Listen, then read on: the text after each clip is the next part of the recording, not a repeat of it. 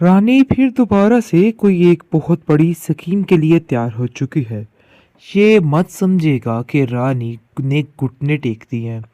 ऐसा बिल्कुल भी नहीं हो सकता।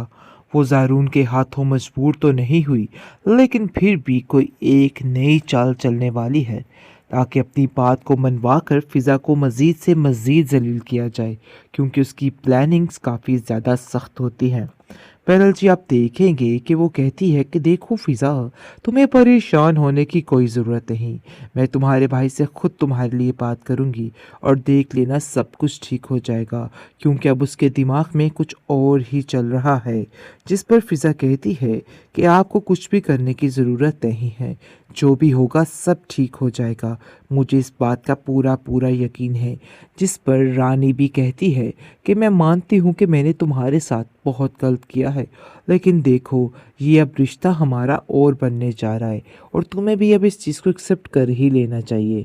और देखो, मैं कोई तुम्हारी दुश्मन थोड़ा हूँ जो ये सब कुछ तुम्हारे साथ करूँगी। मैं तुम्हारा बुरा नहीं चाहती भाई।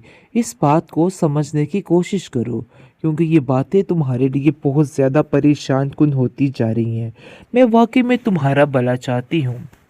और देखो, मैं खुद ज़ारून का रिश्ता तुम्हारे लिए लेकर आई हूँ और मुझे उम्मीद है कि तुम मेरी बात को ज़रूर मानोगी। तुम्हें बिल्कुल भी परेशान होने की ज़रूरत नहीं है। देखो, मैं अपने भाई से बहुत प्यार करती हूँ और उसकी खुशी मेरे लिए बहुत ज़्यादा मायने रखती है, तो इसलिए तुम्हें बिल्कुल भी परेशान नहीं होना है। देख लेना सब कुछ ठीक हो जाएगा।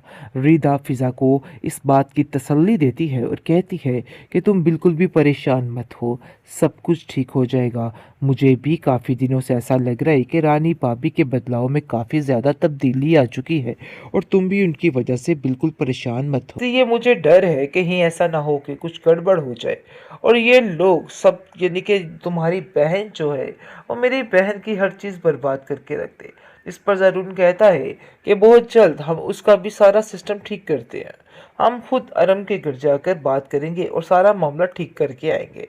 लेकिन जी, आप देखेंगे कि रानी फिलहाल नाटकबाजी कर रही है और साकिब को साफ साफ कहती है कि भाई, जो कुछ कर रही हूँ ना, मैं फिजा की वजह से कर रही हूँ, इसके अलावा मेरा और कोई भी मकसद नहीं था। मैं तो ऐसा चाहती ही नहीं थी। लेकिन फिजा को उसकी चालाकियों की समझ नहीं आ रही। इतना तो वो जानती है कि कहीं ना कहीं कहीं बहुत बड़ी बात और कहीं बहुत बड़ा राज छुपा है, जिसकी वजह से ये सारी बातें हो रही हैं। लेकिन जी, आप देखेंगे कि बहुत ज़्यादा परेशान हो चुकी है खुद फिजा। लेकिन निदा उसको यकीन दिलाने की कोशिश कर रही है कि देखो, तुम बिल्कुल भी परेशान ना हो। बिल्कुल भी अपनी भाभी यानी कि रानी भाभी पे यकीन करो और उनकी बातों का बुरा मत माना करो। वो हमारे फ़ायदे के लिए ही ये सब कुछ कर रही हैं, लेकिन शायद आप लोगों को इस बात की समझ नहीं आ रही है। रिदा चूँकि बहुत ज़्यादा मासूम है और इन बातों को नहीं समझ पा रही कि आखिर क्या चालाकी करने की कोशिश कर रही है रानी और उसके दिमाग में आखिर चल क्या रहा है। फिर भी उसकी बातों को इग्नोर करके आगे बढ़ने की कोशिश करती है।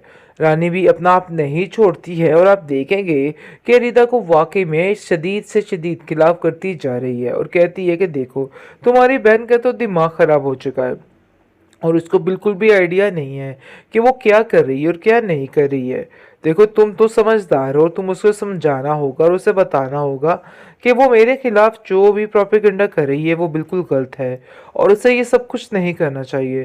जिस पर रिदा कहती है कि आप फिक्र मत कीजिए, मैं हर बात उसको समझाने के लिए तैयार हूँ और उसको ये सारी बातें ज़रूर समझाऊंगी।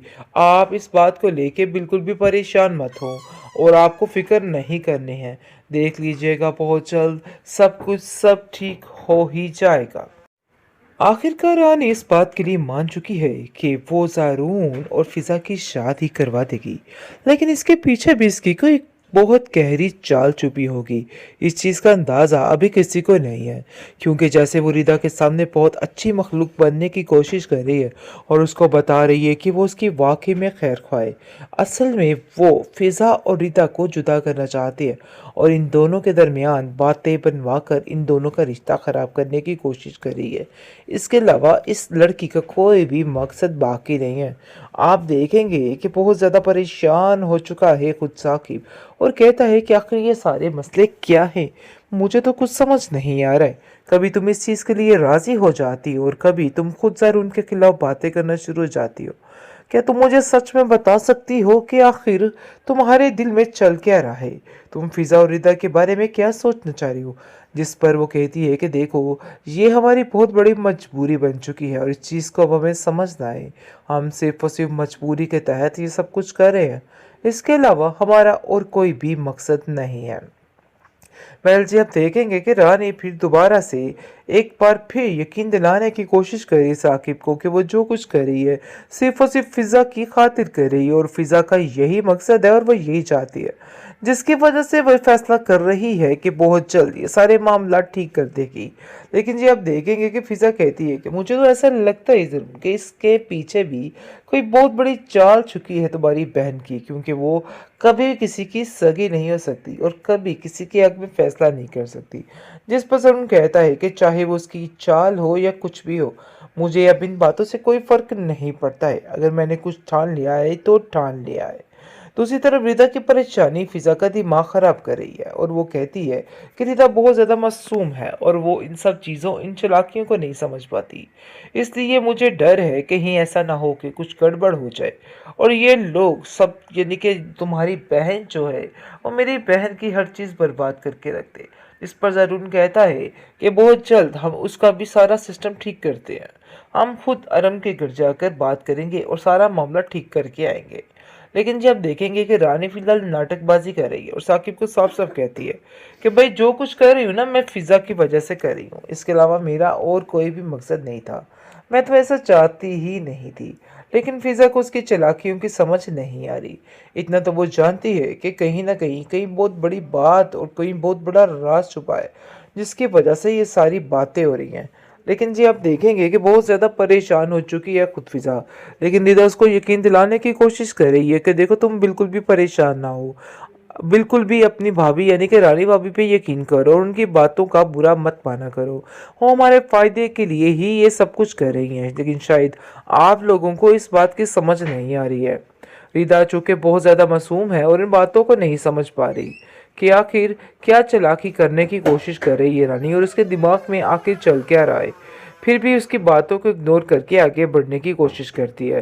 रानी भी अपना आप नहीं छोड़ती है और आप देखेंगे कि रिदा को वाकई में शदीद से शदीद खिलाफ करती जा रही है और कहती है कि देखो, तुम्हारी बहन का तो दिमाग ख़राब हो चुका है और उसको बिल्कुल भी आइडिया नहीं है कि वो क्या कर रही है और क्या नहीं कर रही है।